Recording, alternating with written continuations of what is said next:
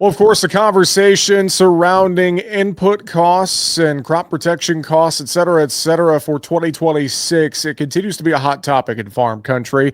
FBN has released their 2026 crop market protection report.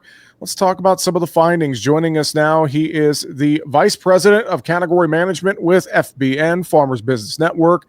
John Appel is with us here today. John, good to hear from you again. Hope all is well. Good to talk to you, Jesse. Thanks for having me here. So give us the quick overview, I guess, to start, the 1,000-foot view. I know, as I mentioned, a lot of folks are talking about input costs and the cost price squeeze on many farms here right now and heading into 2026. So talk about the overarching theme that you guys found when you started taking a look at numbers and more looking into next year. Yeah, happy to. Well, first of all, what is the crop protection market outlook report? FBN's been doing this project for about 10 years now. Really, it's our outlook on price and supply dynamics in the crop protection market. And we know that 2026 is shaping up to be a challenging market in a number of different ways, and the crop protection market is no different. We see tariffs kind of structurally changing the costs of crop protection for 2026.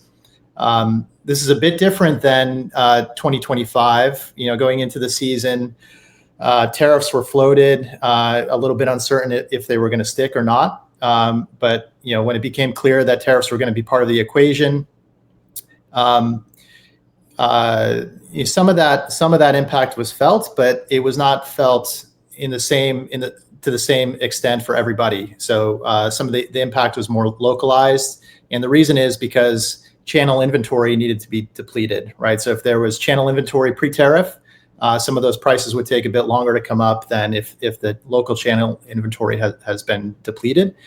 So we're now kind of in that situation where a lot of that channel inventory is under this new paradigm, right? So all the new product that has come in over the past months has all been subject to tariffs. And so we have seen prices come up in our pricing data as a result of that. We see that holding up going forward. And that's an interesting point to make here. It's not something that I've necessarily thought about is, we had all this tariff conversation, John, but, working through the supplies that we had on hand, whether it's seed, chem, fertilizer, you name it, now that we're depleting some of those supplies, then that means we're starting to see some of those rises in prices and more. So I guess that's an interesting thing to think about. We had tariffs here, and then now we're starting to catch up with the inventory side to kind of compound the situation, is what it sounds like. That's right. And there are some seasonal adjustments that we see, right? So we know that prices tend to be at a low point before the year starts in the fall, and they tend to rise in season as the applications get closer. That could be 10 points or more, right? From a price differential preseason to in season. But that's compounded, right? It's compounded with these tariff impacts, and I guess the silver lining here is that farmers have some choices to make here, right? And so there's different strategies that a farmer can utilize. One is doing your homework. If evaluating different options on suppliers, looking at generic options versus branded, building a crop plan with those different products.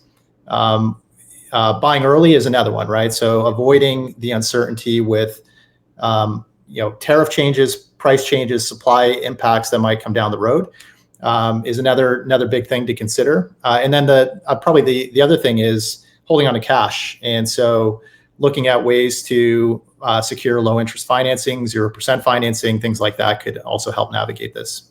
No, and those are all great points here. And I think I've heard a lot from producers. They're starting to take a look at those 2026 plans, and some folks are talking about pulling back in certain areas. But I think to your point, buying economically, buying early when there's some price certainty, maybe looking at some different products versus what you've traditionally done, some of those generic products, things like that.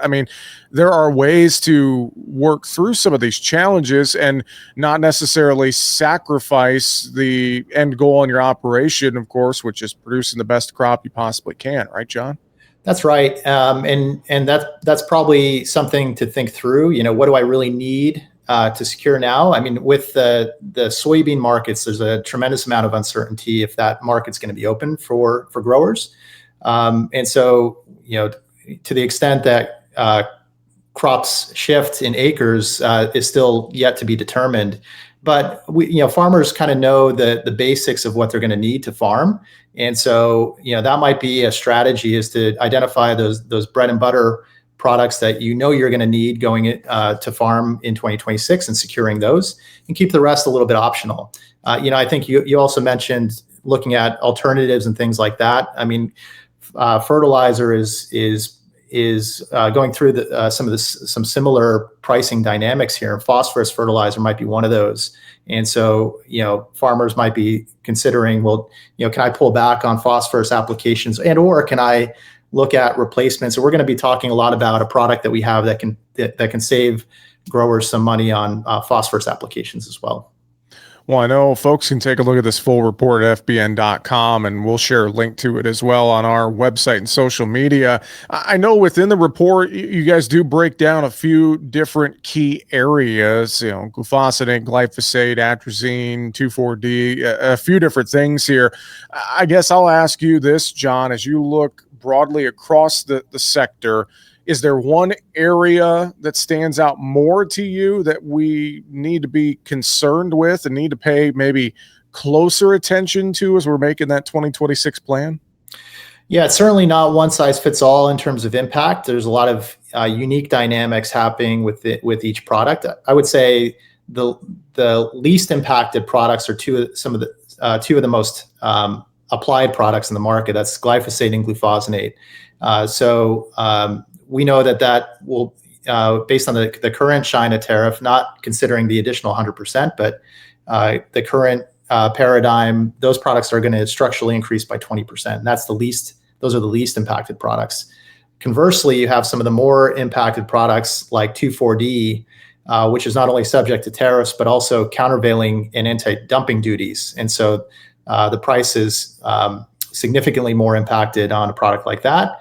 And also on some other, residual and tank mix herbicides like S-metolachlor, these are subject to the maximum impact. They don't have any exemptions or anything like that. And so these are going to be some of the most impacted products in the market. Well, and I know you guys highlighted this as well in the report. I mean, when we just look at total operating costs, of course, those are going to go up next year. That's the projection. And so, kind of bringing it back to the mindset of being frugal, et cetera, et cetera. There's just a lot of things that you got to sit down and make the best plan that you can for your operation. Because to your point, and not a one size fits all conversation for every farm across the country, John.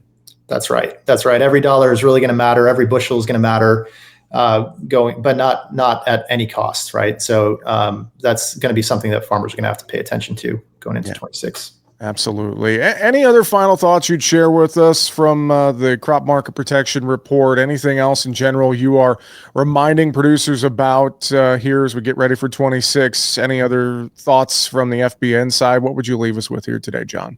Yeah, I guess what I would leave the audience with is we know it's going to be a difficult year. At FBN, we're trying our best to be the most efficient option in the market. So we want to lead on having the best deals on the products, the best product portfolio, and being available 24/7 to a grower.